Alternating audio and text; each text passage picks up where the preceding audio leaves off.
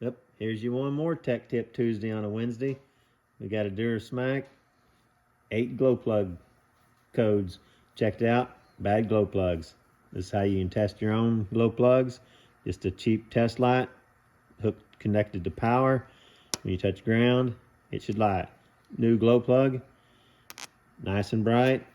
Here's the only one that will light. That was in it, dim, under 7, just like that one, dead in the water.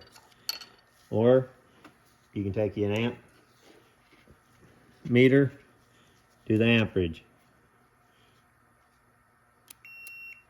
I want to hold it there long. Only got a 10 amp circuit fuse in it.